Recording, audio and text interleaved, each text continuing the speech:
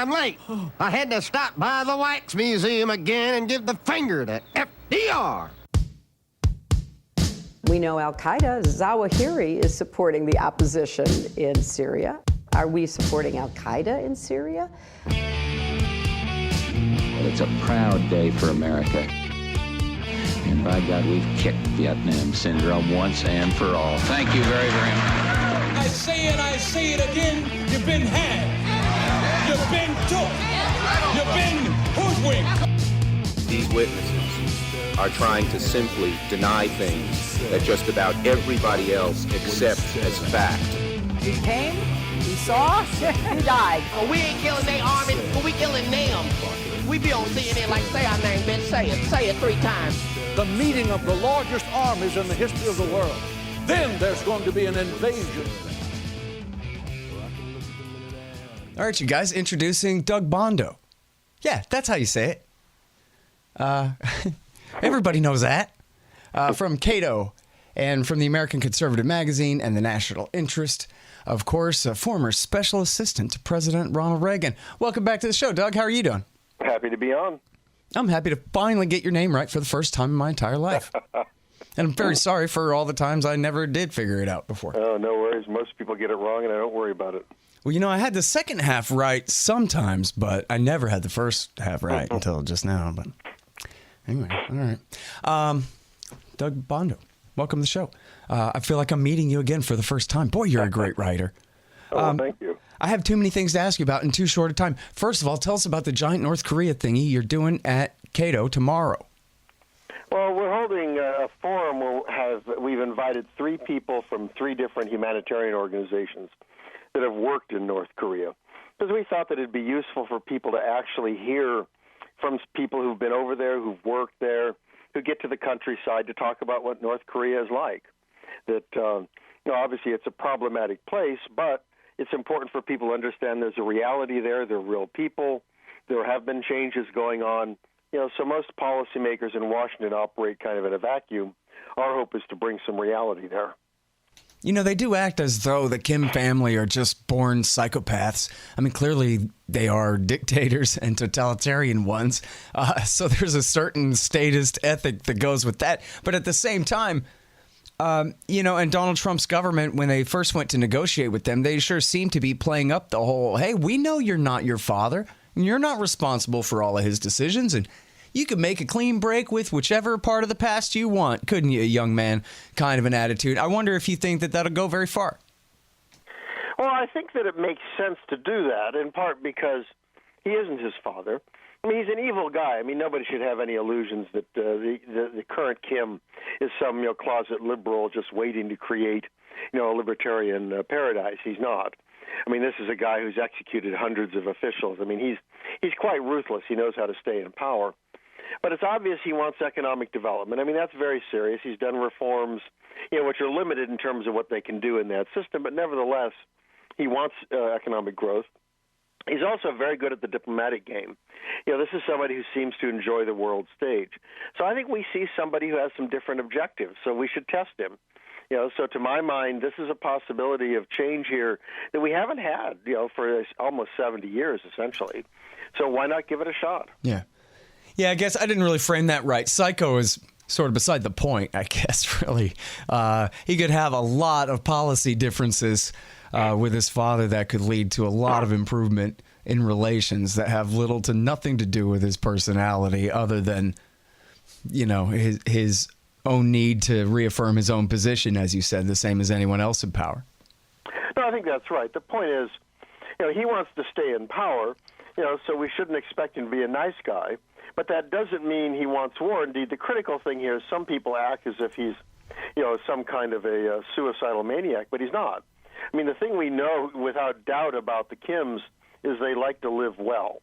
I mean, they are not he's not interested in going out of this life in a radioactive funeral pyre in Pyongyang. I mean, he wants his virgins in this world, not the next. I mean, this is a guy who lives for the now. Mm-hmm. And the good news with that is he doesn't want to get blown up. He's not interested in starting a war. He wants to make sure that one doesn't get started against him. Hey, y'all, here's the thing. Donate $100 to the Scott Horton Show, and you can get a QR code commodity disc as my gift to you. It's a 1-ounce silver disc with a QR code on the back. You take a picture of it with your phone, and it gives you the instant spot price and lets you know what that ounce of silver is worth on the market in Federal Reserve notes in real time. It's the future of currency in the past, too. CommodityDiscs.com, or just go to scotthorton.org/donate. All right, so one more question on this then. I think there were a lot of reasons, really political reasons, more than diplomatic ones for the failure of the last meeting there in Vietnam. But are you still hopeful for a resolution of even a peace treaty to officially end the war and a resolution to the so-called nuclear crisis here? Well, I certainly haven't given up hope. 2 weeks ago, I spent the week in Seoul, South Korea, talking to folks. I mean, they're very nervous because they're, for the most part, the majority view anyway is that there's a real opportunity here. We don't want to blow it, and they're nervous and they're worried that the Trump administration may blow it. But I think there's still time, and I think that again, Kim wants change. The South Koreans are very interested in taking this up. And President Trump, I think the challenge here is that he seems to be captive of his advisors. The president, to his credit, started this whole process against the advice of people around him. So I think there's still that chance that he's going to pick up on this and realize he's got to be willing to wheel and deal. He likes to talk about being some deal maker. Well, he's going to have to do that, and it can't just be, I want everything. It's going to have to be, okay, what do we get? What do we give? And I think it's still possible, so I haven't given up hope. Yeah. Well, it seems like, the only conflict is they either have to give up all their nukes first and then we can negotiate, or maybe we'll get to that, we hope, as part of our negotiations on all kinds of questions. And, it seems like obviously one is the poison pill deal killer and meant to be so by the Bolton types. And then there's what everybody knows. The CVID is going to have to wait if it's going to ever happen at all. The point is, he would be a fool to give up everything and then hope for the best, and that's essentially what the administration position is. And I mean, that's not going to happen. He's not a fool. But I think that he may very well be willing to make deals. And the point is, even if he's not, well, then test him and find out. The worst thing to do is to say, well, we shouldn't bother because we don't think he'll do anything. Well, if you don't think he'll do anything, you're not going to lose anything by trying. This again, if you think you have an opportunity, you go for it. You take the chance. And if it doesn't work out, it doesn't work out. But it's crazy to give it up. We've gotten a lot further. A couple of years ago, missiles were flying all over. The president was talking about fire and fury and going to war. All of that's gone. I mean, the South Koreans feel a lot better without that going on. We should too. Right. I do. Well, that's good. All right. So let's talk about China. You write great stuff about China. I thought it was the National Interest had the real big one here, but here's one at the American Conservative. I'm sorry? It was American Conservative. Yeah. Oh, it was the Conservative. Okay. Yeah. So here it is at TAC. China isn't an enemy, and hawks shouldn't turn it into one. It seems like, hey, the Americans know, they remember that they were the ones who helped to convince the Chinese to abandon communism in the hopes that, we could be friends. And they are our second biggest trading partner after Canada, after all. And they're not really challenging American dominance anywhere except right off of their own coast. And yet the Americans are really just panicking at the rise of China. They seem to believe that they're going to turn the whole planet red like an old John Birch map or something. And that, boy, if we don't check them now, this is going to get so out of hand, Doug. Yeah, it's a very dangerous attitude. I mean, look, a lot of bad things are going on in China. I was there a month ago. I'm in July. I'll be there for 2 weeks for a couple conferences. I'll be working with students there with some other libertarians. I mean, the point is, we want to be involved, and in doing that, we can recognize there's bad stuff. I mean, the current guy is a thug. I mean, he's cracking down on a lot of things, and that's not good. The problem is treating them as an enemy doesn't solve that. I mean, treating them as an enemy makes all that stuff more likely to happen. And the last thing you want to do is turn them into an enemy. You can recognize there are problems here. We're going to have to adjust. We're going to have to work through stuff. But if there's a country you don't want to be your enemy, it's China. I mean, we have a much stronger military today. We could, I guess, win a war. But the point is, it wouldn't just be one war. I mean, I think about Germany. Is it when Germany, the U.S., Great Britain went at it? It wasn't just one time. It was more than one. We don't want that. I mean, the world would be a far better place if the number one and number two powers can work together. And there's no reason we shouldn't. Acknowledging they're going to have some disputes, But your point is, and this is one that I've made and others have made, is they're not threatening to attack America. I mean, all this talk of the danger of China, we have to recognize none of it has anything to do with attacking America. They're not going to send a carrier task force to grab Hawaii. That's simply not going to happen. It's an issue of dominance in their own region, which, quite honestly, the Trump administration denounces that idea, except when it comes to Venezuela. At which point, Bolton and Pompeo announce, "Well, this is in our neighborhood." Well, that's kind of what the Chinese think. Doesn't mean it's the right attitude, but it means we have to understand we've done the same thing too. Take that into account as you negotiate. Mm-hmm. Well, but if the U.S. Navy doesn't rule every sea lane on the planet, then might not the Chinese close those sea lanes? And the question is, why would they do that? I mean, the point is they benefit more than anybody else from having the trade. And, there are a lot of navies out there. I mean, again, this weird notion we get in Washington is only America, right? I mean, you have kind of all these countries in NATO, but somehow it's only America that can deal with Russia. You have, all these countries, in Asia, and, it's only America. Well, the point is that's a ridiculous attitude. What the Chinese want to do is make sure they don't get blockaded. I mean, they have their own concerns. At the moment, nobody out there is threatening to close sea lanes. So it's one thing to have, ships, so if that happens, you can work with folks and get them open. It's another thing to act as if you have to threaten war against China because it's trying to assert itself in what is very close quarters. I mean, again, imagine if the Chinese Navy was floating off the East Coast into the Caribbean. They were trying to dictate policy towards Cuba. I mean, Americans would have a very different feel for things. That's kind of where China is. Mm-hmm. Something that keeps coming up is that you have all this air-sea battle plan for the Navy and the Marines and the Air Force, I guess. And, you have the Army has their interests in Europe, really, and hawking it up toward Russia. But in both cases, well, I guess we'll stick with China for a second. The idea seems to be that we could have a conventional war with China, even though, in other words, it goes without saying that we got H-bombs and they got H-bombs, and that things could come to thermonuclear blows. And yet, because it goes without saying, it goes unsaid for many, many conversations and apparently even battle plans in a row where it almost turns into a pretension that nukes are not a possibility, that we would just whoop their Navy and have fun doing it, and it'd be just like the new Top Gun coming out. And what could possibly be the problem, and that the risks of losing San Francisco aren't even on the chart. Well, that is scary. I mean, because there is this presumption that all the U.S. has to do is kind of make a statement and the rest of the world will kowtow to America. And that world is over. If it ever existed, it certainly doesn't exist today. And it's certainly not the Chinese attitude. The Chinese are creating quite a competent military. And the point is, if you're fighting close to the Chinese coast, they have land-based assets. They're a lot closer to land-based assets than our Navy would be.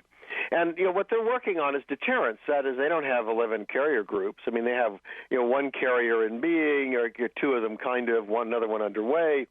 The point is they want to try to sink ours. Well, it's a lot cheaper to use missiles than, as submarines to sink carriers than it is to build a new carrier. Mm-hmm.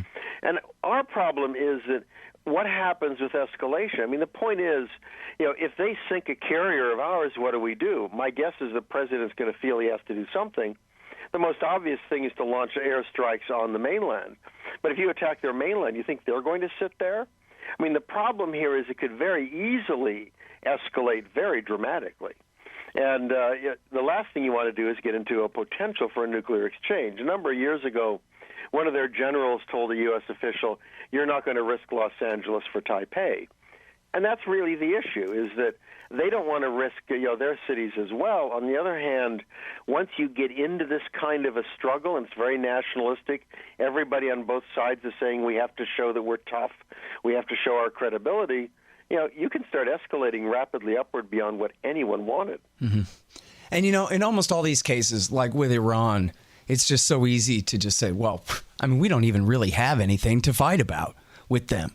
But in this case, we do. And this is your buddy Ted Carpenter's piece, also from Cato today at National Interest, is about the danger. Forget the trade war. We're in danger of a real war over Taiwan.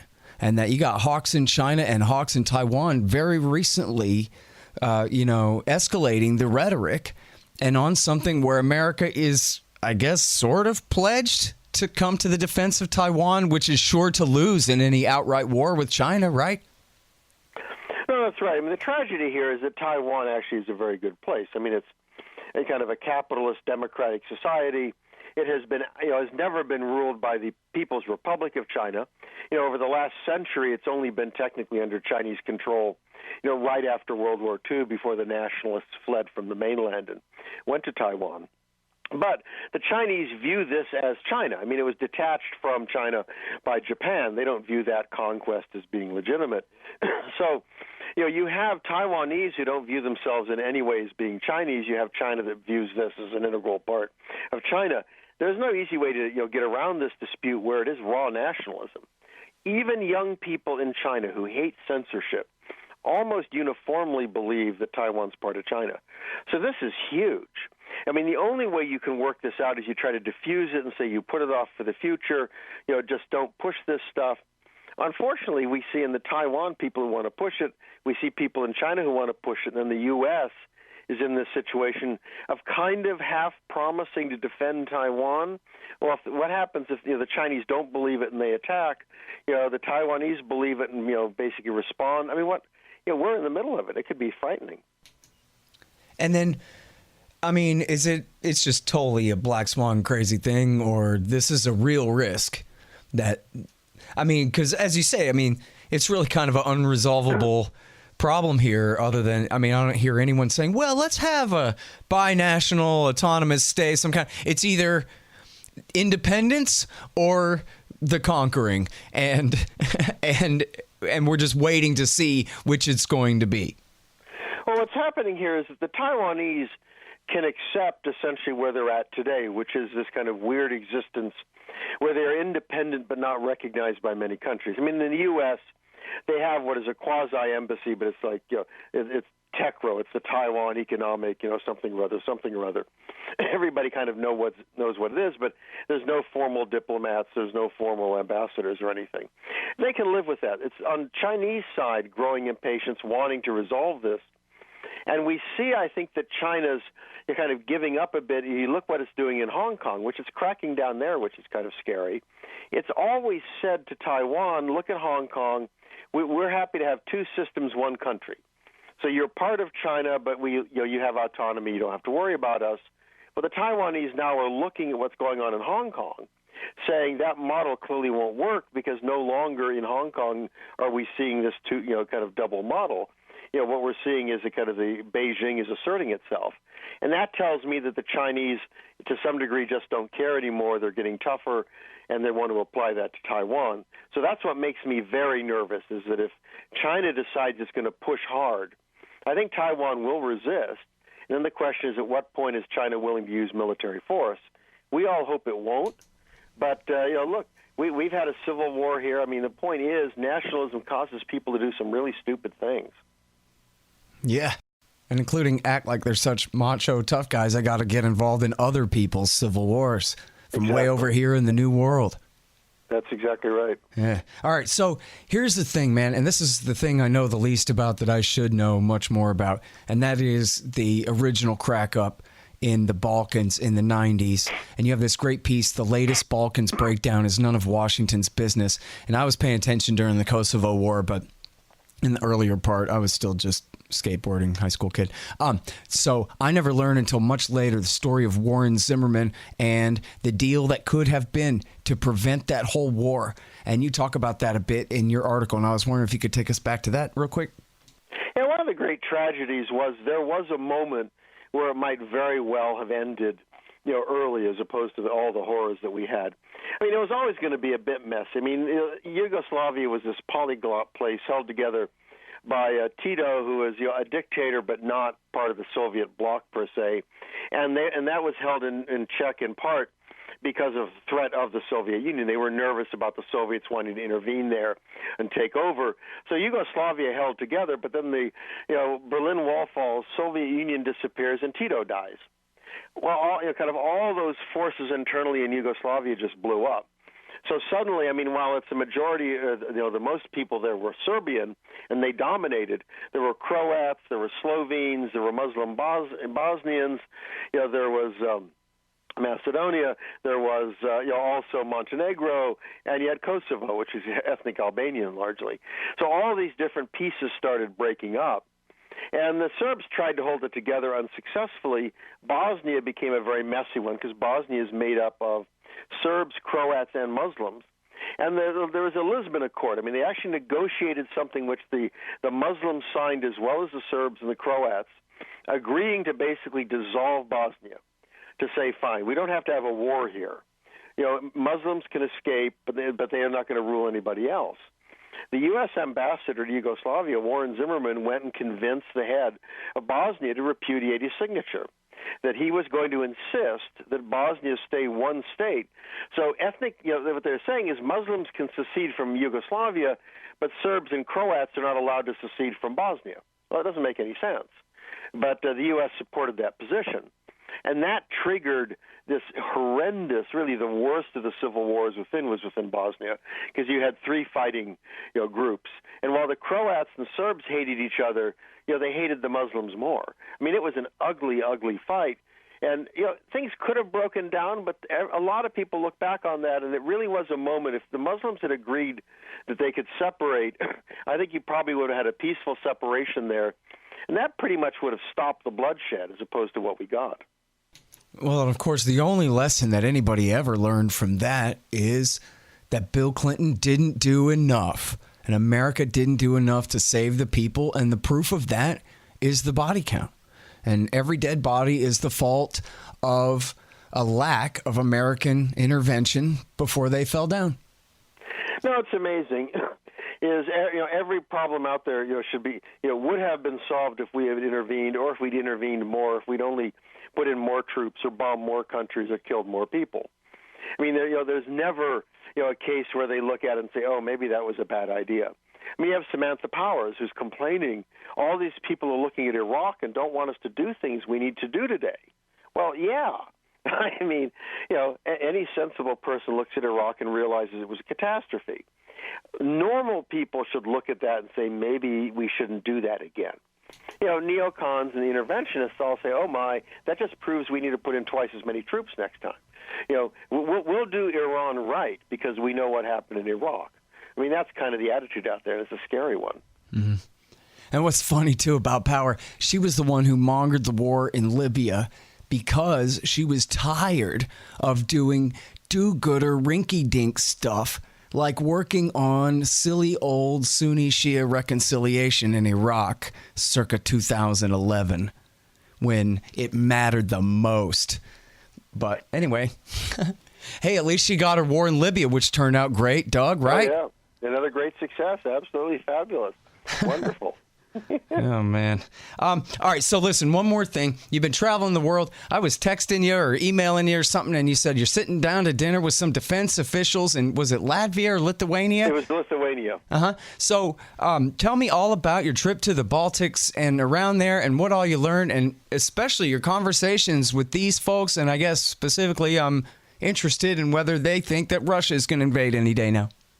Well, I have to say, Lithuania is a pretty good place. I mean, these are folks who broke away from the Soviet Union. It's a relatively small population. They were the first ones to secede from the Soviet Union, so they helped precipitate the breakup of the evil empire. I went to a fabulous museum there. I actually wrote this up. It was in the National Review online if people are interested last week. But great. I would have never seen it there. I'll go look. But they have a wonderful museum that kind of looks at how they suffered under the Nazis and under the communists. And, they went through hell. I mean, the point is, Jews were slaughtered under the Nazis. Other people went to jail. The communists came in. Anybody who believed in Lithuania as an independent country, they're arrested. I mean, I talked to a military officer, serving today, and he remembers his father in the 1970s having been arrested. For kind of producing, in those days, like mimeograph machines and stuff, producing literature, for Lithuanian independence. So this is very real to these people. You know, they don't actually think that Russia's going to attack tomorrow, but they are nervous. I don't think it's going to happen. I mean, Putin's a nasty guy, but I think he's a rational guy. It'd be very stupid to do it. I do understand why they're worried, in the sense that you consider their history. They've been through this before. You know, they were freed from the Russian Empire at the end of World War I. And then in 1940, Joseph Stalin shows up and says, I have a deal that you can't turn down. The offer you can't refuse. You're going to have military bases there, and by the way, you're going to become part of the Soviet Union again. And they realized if they fought, they'd be slaughtered. And in rolls the Red Army. So they've seen the movie. They don't like it, and I don't blame them. I mean, good folks. But I think that luckily it's not going to happen. But the nervousness is there. All right, so what about accusations that Russian-speaking minorities in the Baltic states are discriminated against? Is that Latvia more than Lithuania or Estonia or something? Yeah, Lithuania has a relatively small population of ethnic Russians. Are they discriminated against officially in any way? Not that I'm aware of today. I mean, one of the advantages of having a relatively small minority is, in some sense, it doesn't cause you any trouble. In the other Baltics with bigger populations, it has been more of an issue, and I think legitimately so. That it was one of those of, especially after they broke away, their view was a lot of the ethnic Russians had kind of been moved in as part of Sovietization. So you're running into that suddenly clash of, do we view you as legitimate citizens or not? I think a lot of that has eased over the years.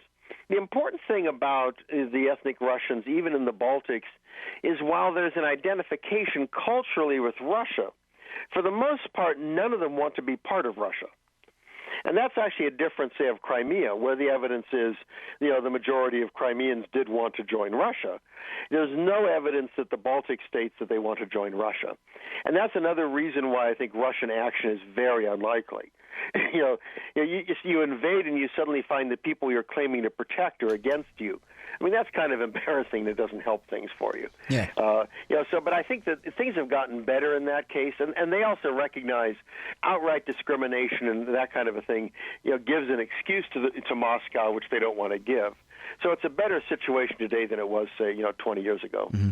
Well, in terms of geopolitics, literally speaking, geographical type politics, is there any reason that Russia would want to dominate those Baltic states? They'd have more and better and special access to the sea, or to further dominate and influence Poland, or to steal their oil, or anything? Oh, I mean, look, I suppose you could look at the the geography and say, wouldn't it be nice if we had those territories back because we'd have more coastline? And we could kind of hook up with Kaliningrad. They've got this section that's kind of left over from Prussia. Mm-hmm. After World War II. Everything got shuffled around, so they ended up with what years ago was Königsberg. And right now it's isolated. And if they had the Baltics, it'd be hooked together. But look, the advantages for Russia are just quite small. I mean, the population of Lithuania is about 3 million. I mean, it's not as if these are massive populations. And the territory is nice and open, and there's farmland and stuff. But it's not as if it's filled with wealth that you can kind of loot and hand out to your friends.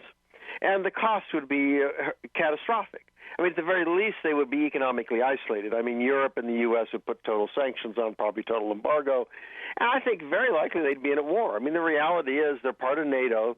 The Article 5 commitment applies. Even the U.S., I don't think, is going to say, well, doesn't matter, we signed the treaty and you're part of it, we're not going to do it.